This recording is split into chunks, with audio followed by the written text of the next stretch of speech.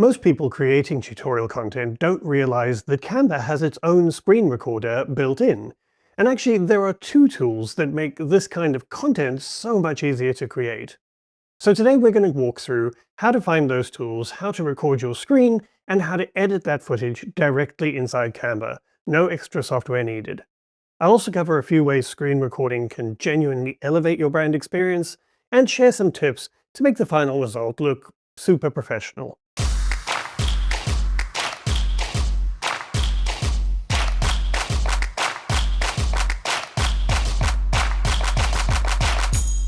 Shortcuts to both of the tools I refer to can be found when you're inside a design from the Upload shortcut in the left menu bar.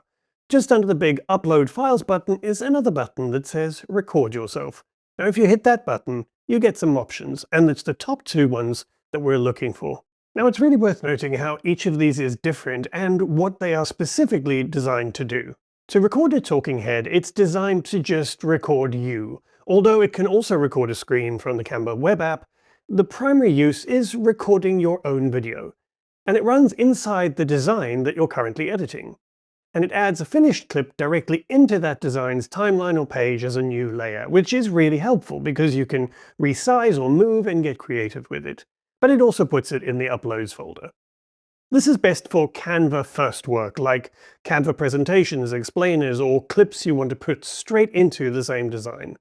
Now in my tests, when I did try to record another window or screen as well, it did cause some staggering.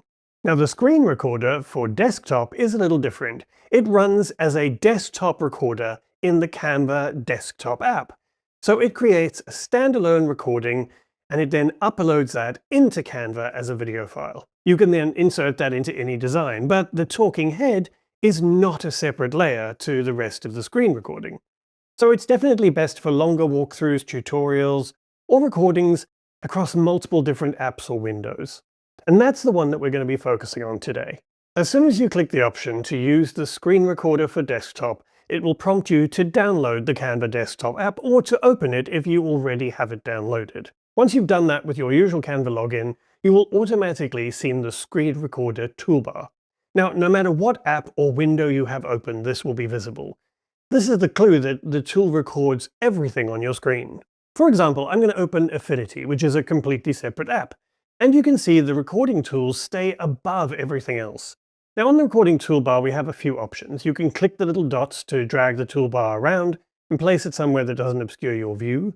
And you can choose which camera, which microphone, and which screen you want to use, if you have multiple screens available like me. Now when I select the screen that we are currently looking at, and I choose to have a camera and mic selected, a small picture-in-picture window of me on camera will appear. Now I can then move that around to position it anywhere that works best, and because the screen recorder records the whole screen, I can even position multiple windows or apps on the screen, and when I'm ready, I then just hit record. You get a really big, bold countdown, and recording begins.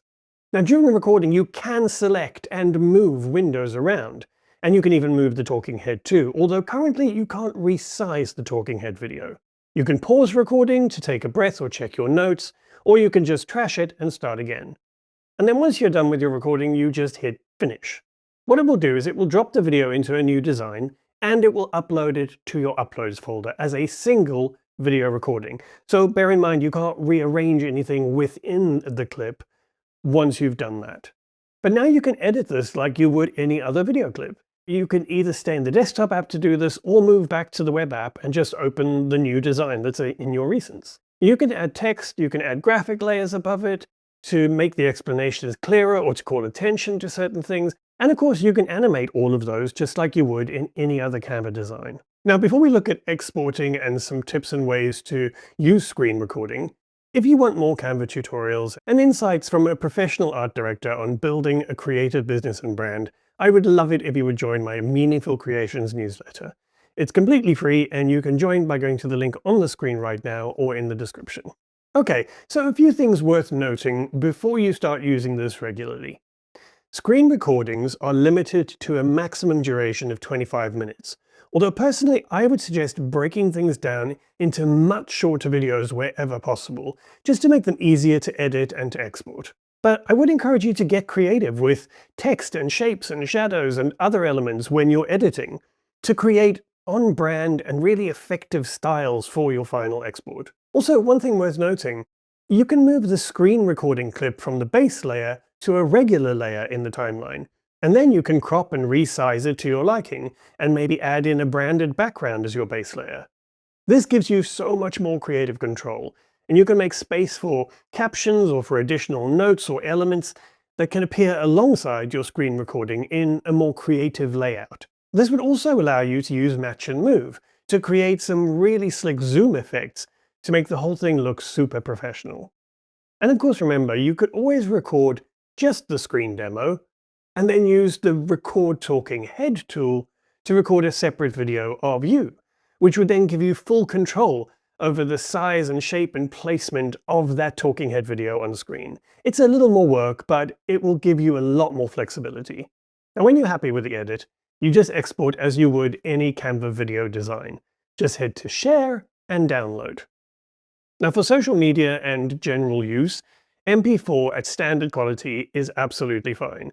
If you're delivering it to a client or you're publishing it to a course platform, the high quality option may be worth choosing, just because the difference in sharpness is kind of noticeable on larger screens. And remember, Canva also lets you publish or share via just a Canva link, which is really useful if you want to send something to a client or someone without needing them to download anything.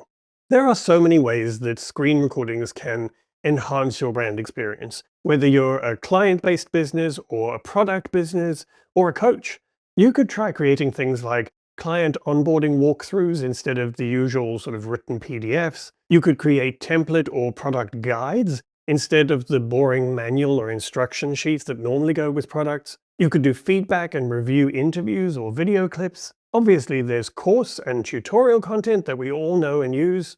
And there's also tech walkthroughs you could do for maybe new clients or staff on how to use your apps or systems. And then there's demo content for social media. You could just resize the relevant window when you're recording to work for a vertical orientation, and then crop and edit that in the final design. And you could even remove the background of your talking head and layer that over the demo, like you see on so many social media videos and remixes. And really that's it.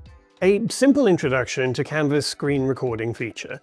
Now sure, it may not be the most robust screen recording tool out there, but it's certainly one of those tools that, once you start using it regularly, gets easier and quicker to use, particularly if you work with clients, you build course material, or you want to create more tutorial-based content without the added hassle of juggling multiple apps.